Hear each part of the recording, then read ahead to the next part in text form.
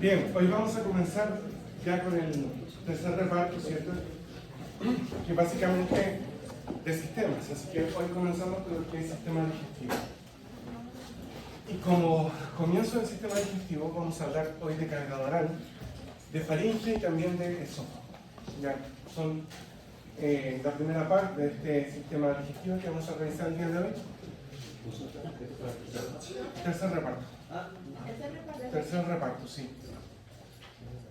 Ya terminamos, ¿cierto?, con las clases de venas el día lunes de forma online, así que ya terminamos con la segunda unidad. Ahora pasamos a la tercera unidad, que vamos a revisar entonces sistema digestivo. Bien, primero que todo vamos a revisar algunas generalidades acerca de la cavidad oral. Vamos a comenzar hablando de la cavidad oral, que es importantísimo para ustedes como odontólogo futuro. Bien, vamos a decir que esta cavidad oral está en el tercio inferior de la región facial, la cara, ¿cierto? Esta cavidad está inmediatamente inferior a la cavidad nasal y está anterior a la faringe, específicamente en la porción de la faringe que se llama orofaringe. Es ahí donde se ubica entonces esta cavidad oral. Si ustedes se fijan, la cavidad oral no es una cavidad que esté cerrada por todas sus paredes. Vamos a hablar, ¿cierto?, que tiene una pared, ¿cierto?, anterior, una abertura posterior, una pared superior, una pared inferior y dos paredes laterales. Eso es entonces como está compuesta la cavidad oral. Pero como les digo, ¿cierto?, la cavidad oral no está cerrada, sino que tiene una abertura anterior que corresponde a la rigma oral y una abertura posterior que corresponde al istmo de las fauces, que lo vamos a ver en la siguiente diapositiva, que lo comunica con la orofaringe. Bien, vamos a ver entonces que la cavidad oral a su vez se subdivide en dos cavidades. En dos cavidades, ¿cierto?, que están delimitadas por los arcos dentarios. Internamente a los arcos dentarios tenemos la cavidad oral propia. ¿Ya? Internamente, ¿cierto?, a los arcos dentarios tanto superior como inferior tenemos entonces la cavidad oral propia. Y externamente, entre los labios y las bocas y los dientes, ¿cierto?, tenemos otro espacio que se llama vestíbulo oral. Entonces tenemos esos dos espacios que en conjunto conforman lo que es la cavidad oral. Ahí está marcado en verde, ¿cierto?, lo que es el vestíbulo oral, y la cavidad oral propiamente tal está marcada aquí con morado. De hecho, la terminología lo habla así, como cavidad oral propia. Ese es el nombre de la cavidad que está interna a los dientes.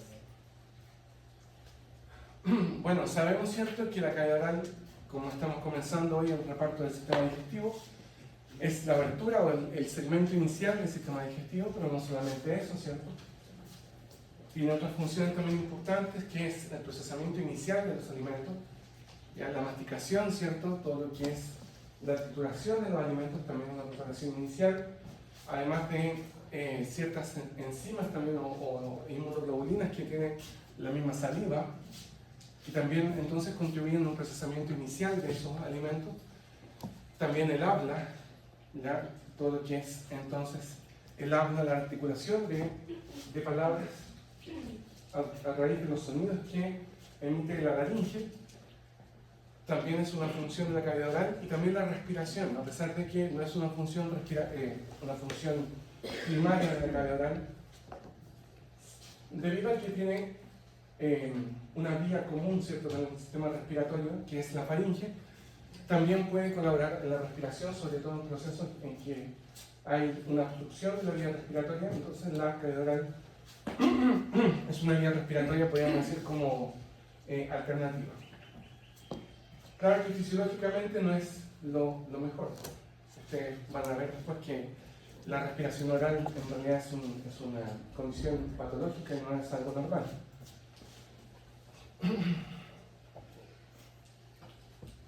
Vamos a ver las paredes de la cavidad oral. Primero que todo tenemos esta abertura anterior, ¿cierto? Que es la rima oral. Esa es la abertura, ¿cierto? Que se denomina rima oral, que se da entre el labio superior y el labio inferior. Eso es entonces la abertura anterior que haría las veces de la pared anterior. Vamos a observar que hay varios detalles que tenemos que conocer acerca de la región facial en esta parte. Tenemos, ¿cierto?, un par de surcos que se dirigen desde las alas de la nariz hacia el ángulo oral. Esta parte, ¿cierto?, donde se encuentran ambos labios, la región, la zona, es el ángulo oral. Y tenemos, ¿cierto?, unos surcos que se llaman surcos nasolabiales, que en algunos libros también los mencionan como nasogenianos. Pero lo correcto, ¿cierto?, es nasolabial. Esos surcos entonces también se van marcando también más con la edad, etc. Entonces, varios hacen algún tipo de tratamiento para poder, o hacen algún tratamiento estético, ¿cierto?, para evitar su profundidad. Y además tenemos un surco mentolabial que se produce entre el mentón y el labio inferior, que también entonces debemos conocerlo dentro de la estructura de la cavidad oral. Vamos a analizar entonces que la rima oral está limitada por el labio superior y el labio inferior. Vamos a observar que el labio superior, en relación con la nariz, con el subsepto nasal, hay una depresión longitudinal que se denomina el filtrum. El filtrum, ¿cierto?, que es el remanente de los procesos nasales mediales cuando se unen.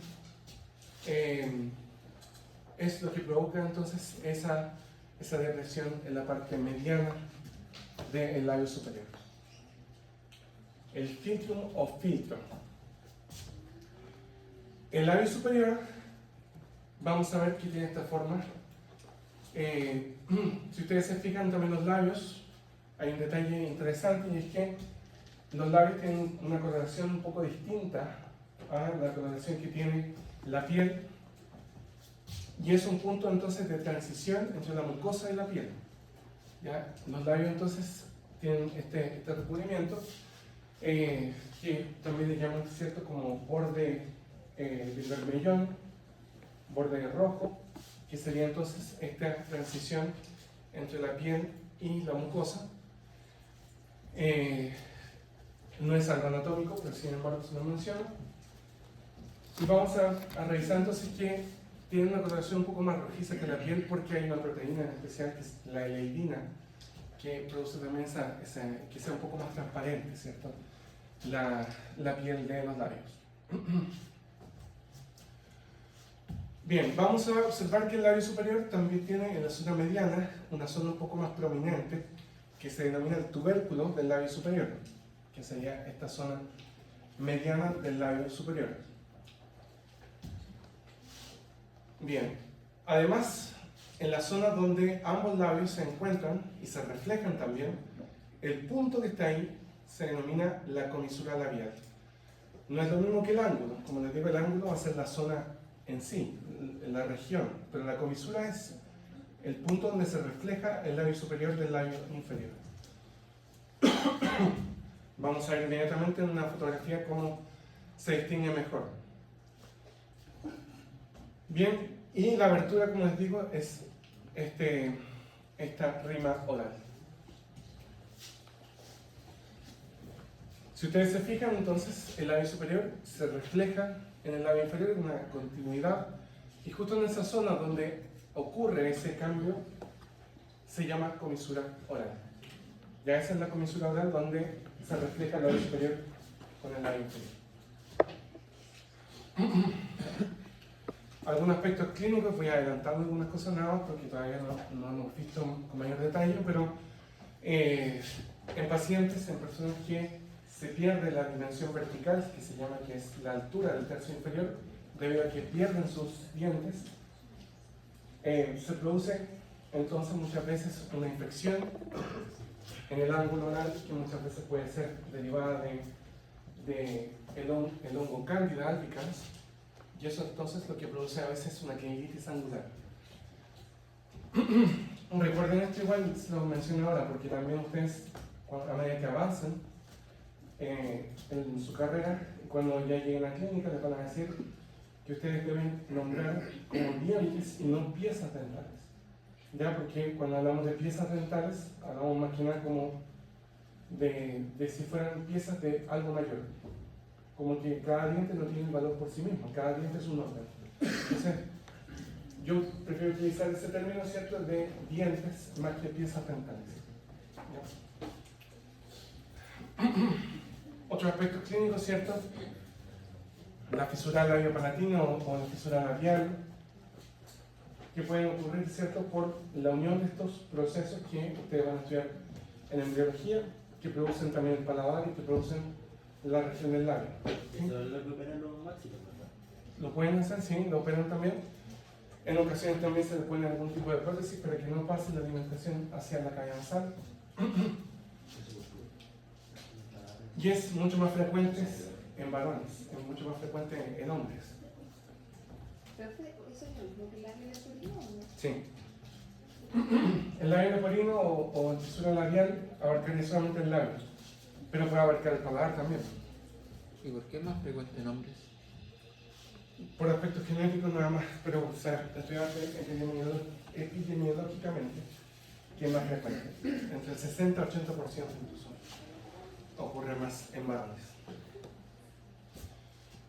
Bien, si abrimos esta rima oral, entonces tenemos el labio superior, el labio inferior, vemos también, obviamente, los arcos dentales, y vemos entonces que la cavidad oral, la parte interna, está recubierta por mucosa. La mucosa está recubriendo la parte interna. ¿Se fijan? Vamos a ver que hay mucosa, pero adherida a los dientes, al proceso alveolar, ¿cierto? Tenemos la gingiva. Ya vamos a hablarlo más como gingiva, más que encía. ¿Ya? Ustedes clínicamente después también van a hablar de encía, ¿cierto? Pero la gingiva está también recubriendo aquí los procesos alveolares en cada diente, y quizás vamos a estudiar un poquito más de eso en anatomía topográfica. Vamos a observar entonces también que existen unas bandas de tejido fibroso que unen el labio superior y el labio inferior con la mucosa de la región oral. Estos son los frenillos labial inferior y frenillo labial superior, que justo están en la línea mediana. En la línea mediana entonces están esos frenillos labial superior e inferior. Eso da como el sostén al labio para mantener su postura. ¿Cómo? Le da como el sostén al labio para mantener su postura. Claro, sí, sí, sí. Lo ancla al hueso también, ¿cierto? Bien, eso es lo que vamos a ver la parte externa. La pared lateral de la región oral, ¿cierto? Las paredes laterales son las bucas. Mejillas, ¿cierto? En otros libros, carrillos también le llaman en otros libros. Pero vamos a llamarle bucas en este caso, porque es lo que menciona entonces la terminología anatómica. Básicamente las bucas son una estructura que está compuesta de músculo, ¿cierto? Es una pared muscular, en este caso es el músculo buccinador, que internamente está recubierto por mucosa y externamente por piel. ¿Saben la diferencia entre mucosa y piel? No. Ya hay, ¿cierto? Un recubrimiento epitelial, que es la piel, que tiene queratina, por ejemplo, y que no contiene glándulas mucosas como sí contiene la mucosa. La mucosa es un recubrimiento epitelial, pero que contiene glándulas mucosas, por eso que es húmeda. ¿Ya? Esa es la diferencia. Mucosas, por ejemplo, en todo el tubo digestivo, en órganos sexuales, en toda aquella parte de mucosa, ¿cierto? ¿El rizorio no entraría en esa región? Sí, también formaría parte, ¿cierto? Ah, ya. Y parte también de los músculos del orbicular, de los labios, del orbicular oral, ¿cierto? Con ese modiolo que se forma justo en esa zona. Es principalmente un buccinador, pero hay varios músculos, ¿cierto?, que llegan a esa región. El buccinador entonces lo que hace es poder contener los alimentos, además de poder generar el soplido, los movimientos, ¿cierto?, de este alimento que es procesado en la cavidad oral.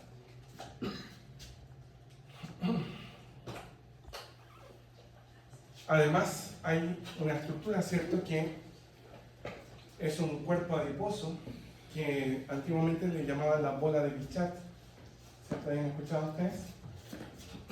Esa estructura, el cuerpo adiposo de la buca o de la mejilla también le llaman, ¿cierto? Es un cuerpo adiposo que se encuentra entre el músculo massetero y el músculo buccinador. ¿Ya? Eso también entonces está formando parte de la pared lateral de la cavidad oral. Y en ese detalle, ¿cierto? Ustedes ya saben que estéticamente muchas veces se remueve para poder entonces generar un efecto estético en que se disminuye el grosor de la boca.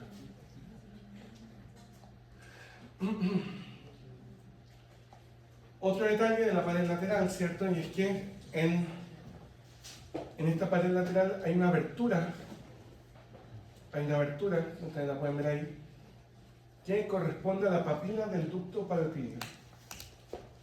¿Ya? Hay una glándula salival, que es la más grande de todas, que es la glándula parótida, que drena su contenido en la pared lateral, específicamente a la altura del segundo molar superior. Es ahí donde se abre la papila del ducto parotídeo. ¿Ya? A la altura del segundo molar superior es donde en la pared lateral se abre ese ducto parotídeo. Bien, hay mucho que se puede hablar de detalles clínicos, todo eso, pero lo vamos a revisar en topográfica cuando ya tengamos un enfoque un poco más clínico en ese curso. Bien, vamos a ver entonces que tenemos también una pared que es inferior, que es el piso de la cavidad oral. El piso de la cavidad oral está dispuesto por un músculo, ¿cierto? Sobre todo ese músculo, que es el músculo miloioideo, que ya lo revisamos, ¿cierto?, como músculo suprayoideo del cuello. Pero el piso de la cavidad oral está formado por el músculo miloioideo, que de hecho conforma lo que muchos libros mencionan como diafragma de la cavidad oral, o el diafragma del piso de la cavidad oral. El músculo miloioideo ya lo estudiamos, ¿cierto? Se origina en las líneas miloioideas y se inserta en el rafe miloioideo, en la parte central, ¿cierto?, del tejido tendinoso, y también con una porción que se inserta en el cuerpo del hueso ioides. Entonces, tiene esa doble función de levantar el hueso ioides y además descender la mandíbula cuando el ioides está fijo. Además, otro músculo importante, ¿cierto?, del piso de la cavidad oral es el músculo genioideo. El músculo genioideo, que tiene una apariencia de dos cuerdas, ¿cierto?, que se ubican sobre el músculo miloioideo. Tenemos estos dos músculos genioideos que se dirigen desde las espinas mentonianas inferiores hacia el cuerpo del hueso ioides y que tienen la misma función que el músculo miloioideo. Tienen la misma función.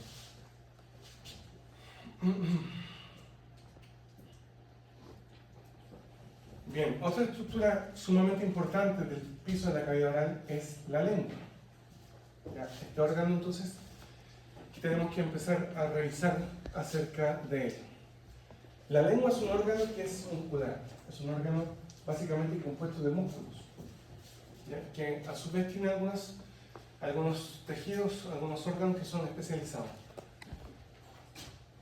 La lengua, nosotros podemos hablar, ¿cierto?, de que posee un cuerpo que sería la parte aquí central, tiene una raíz, la raíz lingual sería el tercio posterior de esta lengua, y un ápice o vértice, ¿cierto?, porque tiene esta forma más o menos triangular. Este ápice entonces o vértice que está aquí en relación a los incisivos. Además, la lengua por ser aplanada, tiene un aspecto aplanado, ¿cierto? Va a tener una cara dorsal, que va a ser la que está visible cuando abrimos la cavidad oral, y también tiene una cara inferior, que está debajo de esa lengua. ¿Ya? Que la vamos a revisar en la siguiente diapositiva, pero ahora estamos viendo la cara dorsal.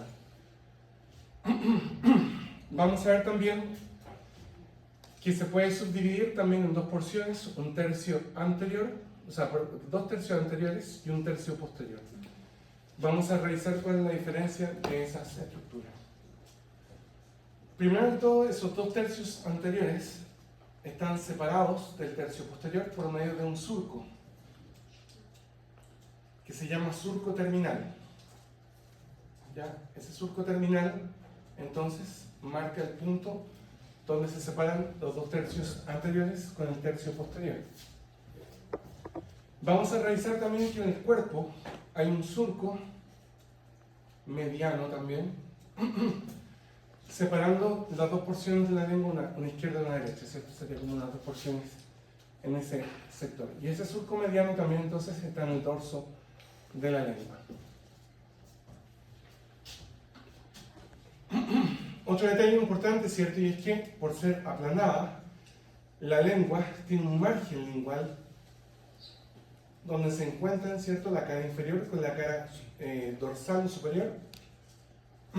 Eso representa entonces el margen lingual. Y otro detalle, ¿cierto?, importante es que justo en el vértice de ese surco terminal hay un foramen. Un foramen que se llama foramen ciego. Justo aquí. Foramen ciego. ¿Por qué existe ese foramen ciego? Es un foramen que, como dice su nombre, no lleva a ninguna parte. Ese foramen existe porque la glándula tiroides, ¿cierto?, que está aquí en el cuello, es una glándula que se forma a partir del tejido lingual y después desciende. Y al descender deja un conducto que se llama conducto tiroidoso, que después se cierra, que en algunas personas incluso puede mantenerse después en la edad adulta. Pero ese conducto tiroidoso es el que deja entonces ese foramen ciego presente ahí. O sea, estos cuando somos pequeños. Claro, sí, en la formación de la tiroides.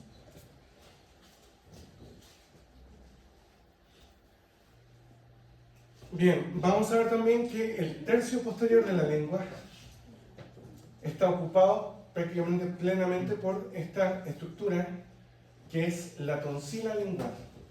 La tonsila lingual es una estructura de tejido linfoide también que se encuentra en la parte de la raíz de la lengua. Y además, tonsila lingual. Y además, ustedes pueden ver que hay una seguidilla de papilas linguales, ¿cierto?, que se llaman papilas circunvaladas, que forman una V,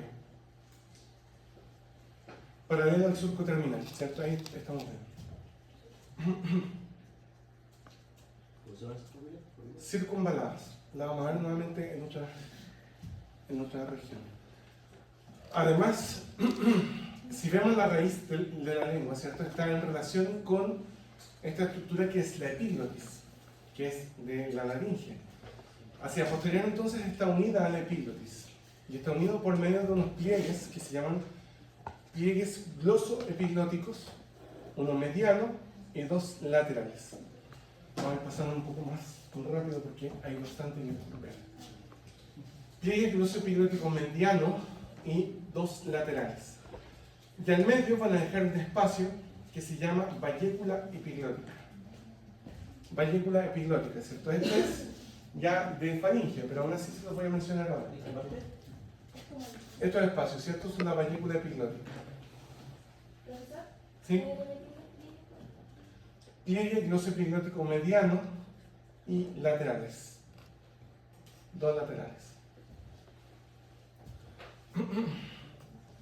Ahí está el foramen ciego, ¿se fijan? Ahí está más claro.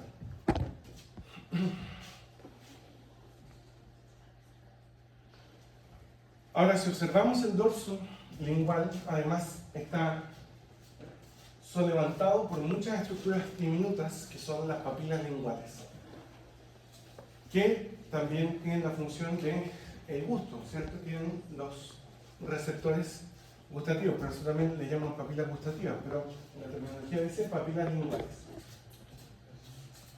Vamos a observar que la gran mayoría de las papilas que aparecen ahí, ¿cierto? Las más pequeñas, que parecen pelitos, ¿cierto? Son las papilas filiformes. Eso es lo que recubre toda la lengua, las papilas filiformes. Además, hay algunas papilas que destacan un poco, son un poco más grandes, ¿cierto? Ustedes pueden ver una ahí, una aquí, una aquí.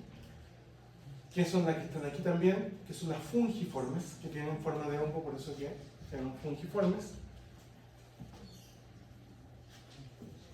Vamos a ver también que hay papilas que se encuentran en el margen lingual a modo de hojas de libro. Son básicamente longitudinales, o sea, están ordenadas, ¿cierto? Como si fueran una hoja de libro, que son las papilas foliadas. Por eso se llaman foliadas, porque folia significa hoja. Y están en la parte del margen de la lengua, ¿cierto? En ambos lados. ¿Se puede ver esa parte? ¿Cómo? ¿Se puede ver esa parte? Aquí no, porque esta es un corte, ¿cierto? Del dorso acá. Pero en las partes laterales se ven las papilas foliadas. Y por último, las papilas circunvaladas, que son las que ya mencionamos, formando esta V en la parte posterior de la lengua, que son las más grandes. Ustedes se fijan que hay ciertas criptas, ciertos espacios que se forman en las papilas, que contienen entonces los receptores gustativos que después interpretan también los sabores. Bien, veamos la cara inferior de la lengua. La cara inferior está compuesta, estamos viendo, ¿cierto? Aquí al levantar la lengua está el frenillo lingual. Y vamos a observar primero que todo que hay dos pliegues importantes. Hay un pliegue que se llama pliegue fimbriado, que es un pliegue más o menos festoneado, ¿cierto? Que estaría uniendo esa mucosa del piso de la cavidad oral con la lengua. ¿Sí? Aquí no se nota muy claramente, pero es más o menos en esta zona. En personas puede ser un poco más marcado y en otros no. Es algo totalmente fisiológico, pero es un pliegue de mucosa. Simplemente de mucosa. Ya ese es el pliegue entonces fimbriado. Y además hay un pliegue importante en el piso de la cavidad oral, que es el pliegue sublingual. El pliegue sublingual es un pliegue que está formado por ese levantamiento que produce la glándula sublingual, que está ubicada en el piso de la cavidad oral. ¿Ya? Ese es el pliegue sublingual. Además, a ambos lados del frenillo lingual tenemos, aquí tampoco se alcanza a ver muy claramente, pero tenemos la carúncula sublingual. ¿Ya? La carúncula sublingual, que es el sitio donde una glándula, que es la submandibular, drena su contenido. ¿Ya? También la sublingual, pero vamos a ver cómo ocurre eso. Ya en la carúncula sublingual, ¿le ha pasado a ustedes cuando tienen hambre, cierto? ¿Sale saliva de esa zona? Ya. Esa es la carúncula sublingual. Además, fíjense en un detalle también interesante, que es que cuando levantamos la lengua se traslucen unas venas.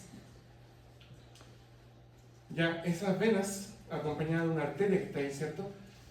Son las venas linguales profundas. Probablemente topográfica vamos a ahondar un poco más en eso. Pero las venas linguales profundas están justo en esa zona. Tienen importancia porque, como son superficiales, es un sitio donde se pueden administrar medicamentos. Se pueden absorber a través de esas venas linguales profundas.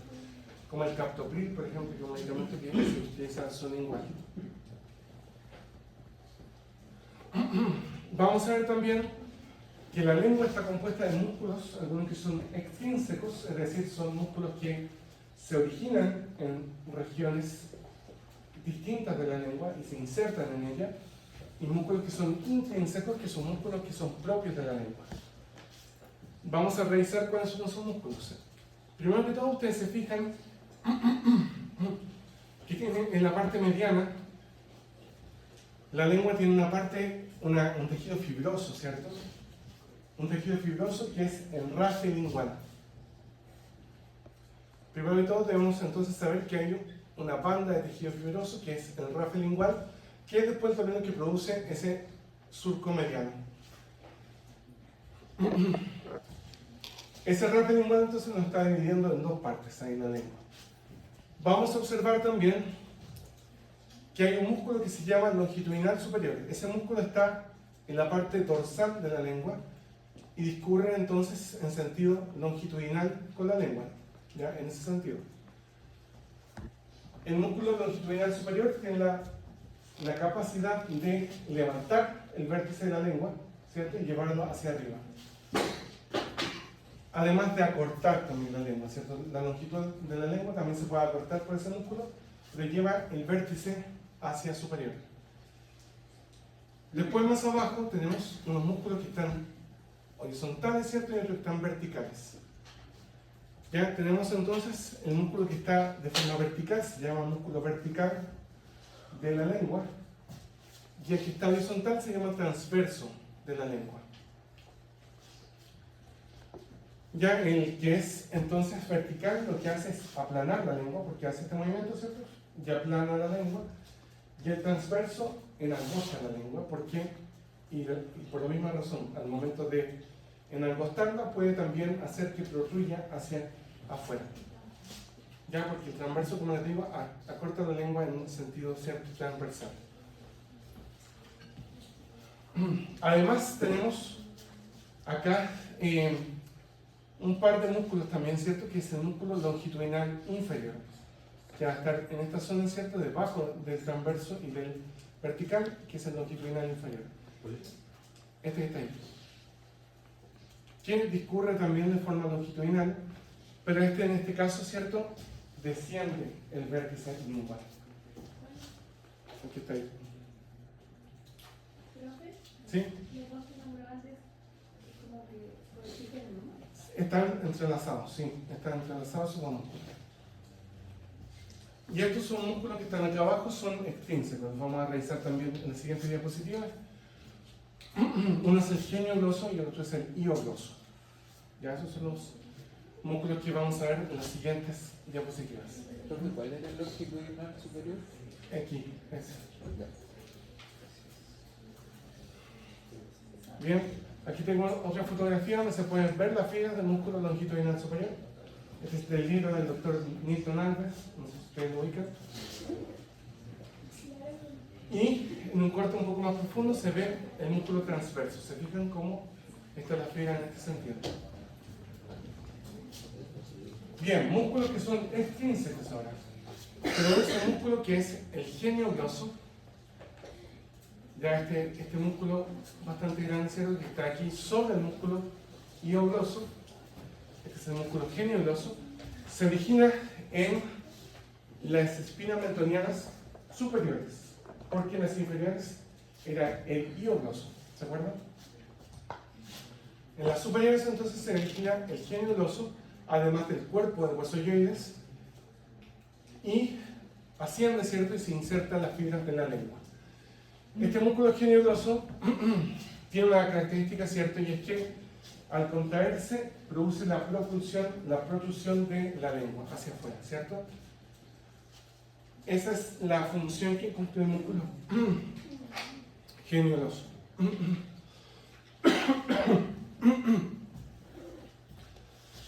Tenemos el músculo iogloso, que es un poco más externo. Ya, ese es el genio gloso, y un poco más externo, más lateral, está el músculo iogloso. Ese músculo se origina aquí, ¿cierto?, en el cuerno mayor del huesoyoides y se inserta en los demás músculos de la lengua. Ese músculo entonces es el iogloso. Y ahí ustedes lo pueden ver como dos bandas que están rodeando al genio gloso. Además,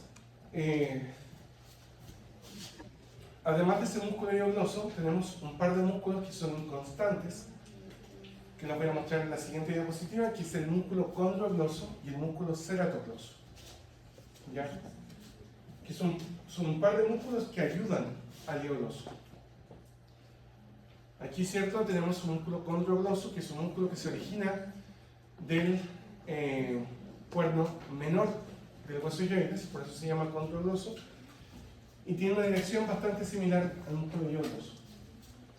Y el músculo ceratogloso es uno que se origina en parte, ¿cierto?, en la parte interna la parte más medial del cuerno mayor del hueso ilioides y sigue las fibras al músculo ilioidoso.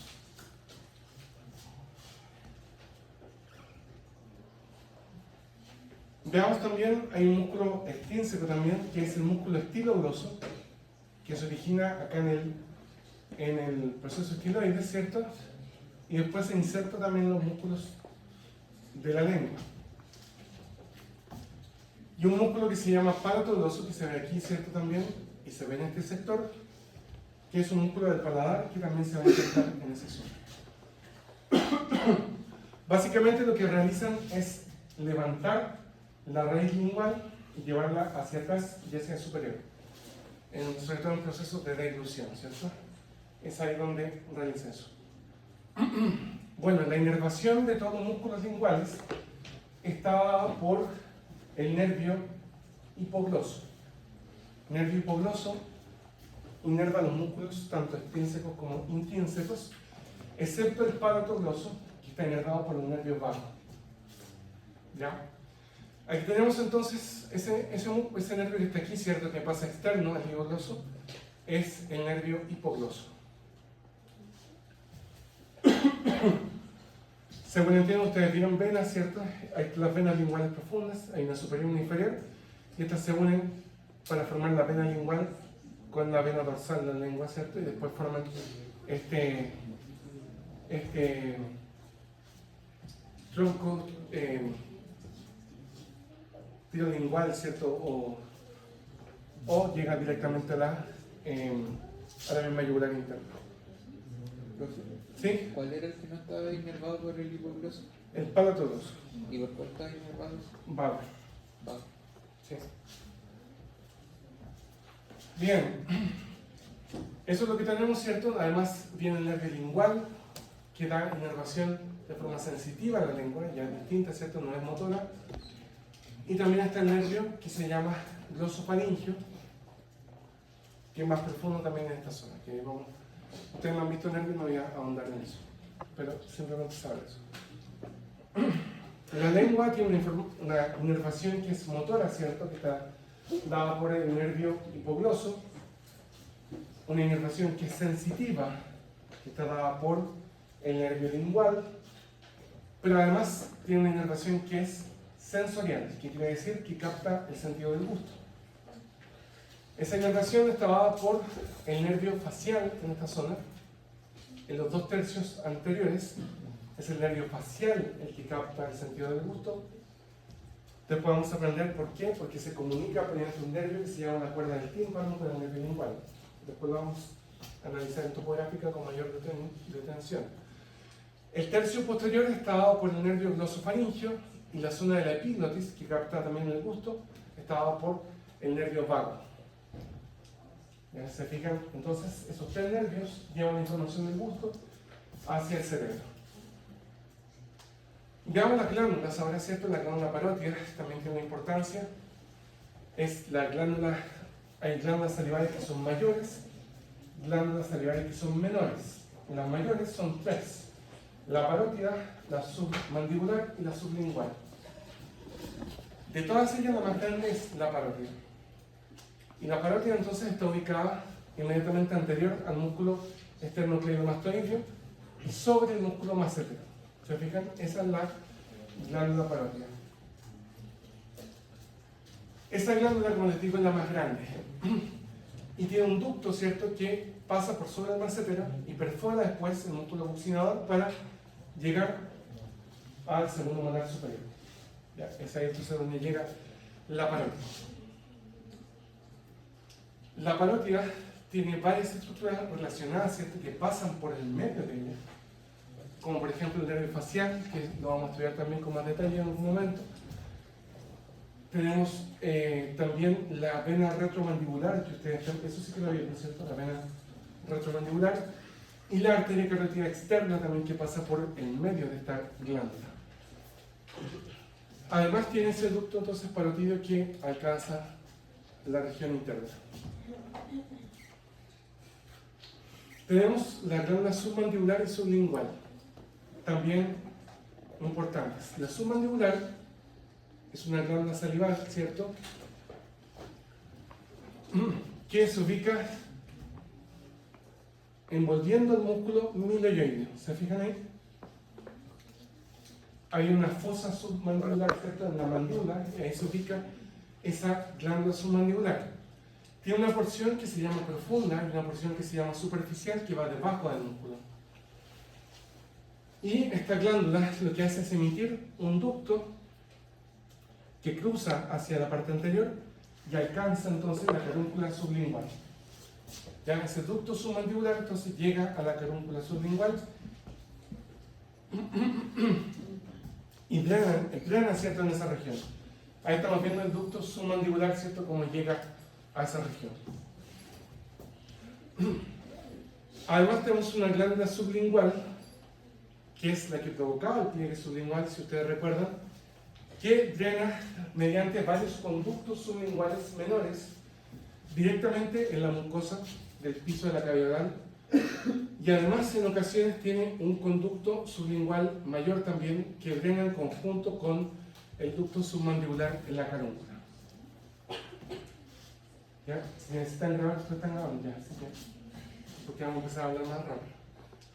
Bien, eso es lo que tenemos aquí, ¿cierto? Eso es lo que estamos viendo. Además que, fíjense en este detalle también importante, y es que el ducto submandibular se cruza con este nervio. Este nervio es el nervio lingual. El nervio lingual entonces está en estrecha relación con el ducto de la submandibular.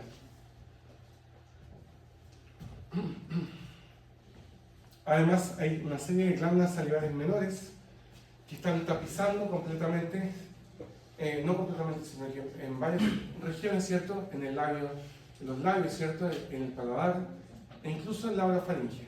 Son glándulas que producen saliva de forma menor, ¿cierto? Algunos detalles que anótenlo ahí también. La parótida es serosa, la submandibular es mixta y la sublingual es mucosa.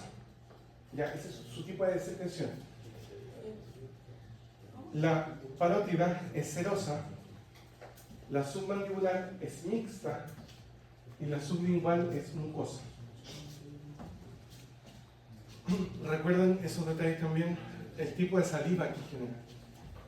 Y además les comento que la parótida está inervada por el nervio glosofaringeo, la submandibular y la sublingual por el nervio facial.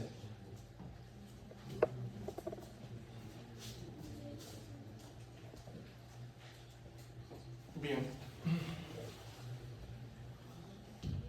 Veamos el techo, ¿cierto? Está conformado por el paladar duro y el paladar blando también. El paladar duro está conformado por los huesos, ¿cierto?, maxila y palatino. Va a tener una mucosa que tiene, ¿cierto?, un rafe palatino, que es un levantamiento mediano. Y además se generan otros levantamientos que son los pliegues palatinos transversos. Esos pliegues palatinos transversos entonces están en la región anterior del paladar duro. Además, en la zona de ese foramen incisivo, si ustedes recuerdan, está la papila incisiva. La papila incisiva en esa zona, ¿cierto?, donde llega el nervio nasopalatino, justo ahí entonces también puede ser un punto de anestesia. Un levantamiento en esa zona. El paladar blando, ¿cierto?, vamos a ver que está compuesto básicamente de músculos y además en su zona posterior tiene un levantamiento, una proyección que es la úvula. La úvula, aquí, ¿cierto?, que la gente le dice la campanilla, ¿cierto?, de una forma coloquial. Los músculos que forman parte de paladar blando corresponden a estos músculos que están aquí. Fíjense, hay un músculo que se llama tensor del velo palatino, que es un músculo que se origina entre los procesos, entre las láminas del proceso pterigoides, específicamente en esa fosa escafoidea, desciende de forma vertical y después da una vuelta, ¿cierto?, hace un ángulo de 90 grados con el ámulo del proceso pterigoides. ¿Se acuerdan del ámulo? Tenemos entonces ese giro y llega de forma transversal, horizontal, ¿cierto?, al paladar. Por eso es que tensa el paladar. Y tenemos un músculo que está un poco más medial, que es el levantador del velo del paladar, que está aquí, ¿cierto?, que se origina en la porción petrosa del hueso temporal, inmediatamente anterior al canal carotídeo, luego desciende de forma vertical y se inserta también en los músculos del paladar. Además, comparte una parte de ese músculo se inserta o se origina en la tuba auditiva. Ya en la tuba auditiva también se inserta una parte de ese músculo. Se origina parte de ese músculo levantador del velo palatino. Y además hay un músculo que es el músculo de la úvula, que va a dar entonces también la forma a la úvula. Aquí estamos viendo una visión inferior. Si ustedes se fijan, este músculo que está aquí es el tensor del velo palatino y este es el levantador del velo palatino. Ese es el músculo de la úvula. Ahora, si ustedes se fijan, el tensor del velo palatino tiene una parte que es fibrosa, que es la que llega de forma horizontal, ahí en esa zona. Eso es la aponeurosis palatina. Ya hay un tejido fibroso que le está dando el esqueleto al paladar blando y es esa aponeurosis palatina que va a servir de inserción para los músculos del paladar. Profe, la aponeurosis la empezamos a contar después de que dobla por el ángulo. Sí. Sí. Bien, además tenemos los músculos palatogloso y palatofaringio. Músculo palatogloso, ¿cierto?, que se origina en esa aponeurosis y se inserta en la lengua, y el músculo palatofaringio, ¿cierto?, que está aquí. Bueno, ese músculo palatofaringio va a formar parte de la faringe también. Esos dos músculos se levantan y forman en la mucosa dos pliegues, un arco palatogloso y un arco palatofaringio. Y lo vamos a ver inmediatamente en la siguiente diapositiva. En las siguientes diapositivas. Bien, la irrigación del paladar está dada básicamente por los nervios palatinos y nasopalatinos que están en esa zona. No voy a ahondar en eso porque no es algo tan atingente todavía.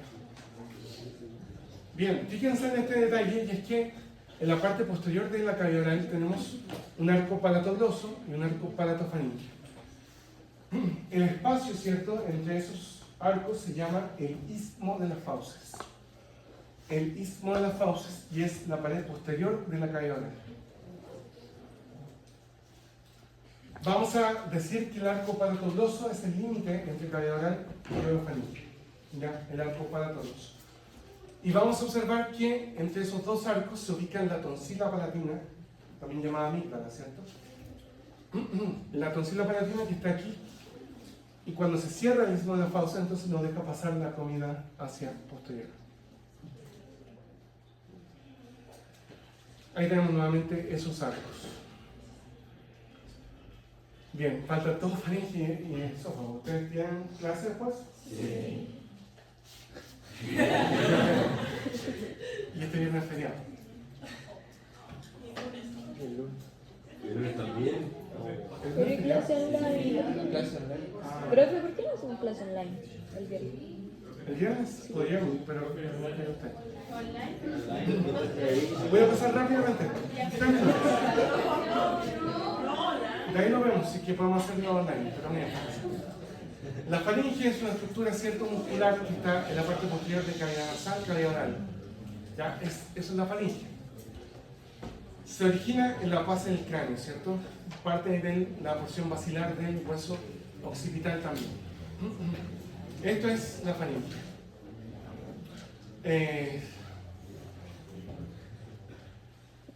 ¿Tienen clase aquí mismo? No. Sí, en medio. Bien, vamos a tener que revisar. Si quieren podemos acordar quizás una sesión online conmigo por último. Para terminar esto, porque como nos tomó el primer periodo, ¿cierto? Una partecita. Podemos entonces hacer una pequeña clase de filosofía. ¿Ya? Bueno, que le vaya bien.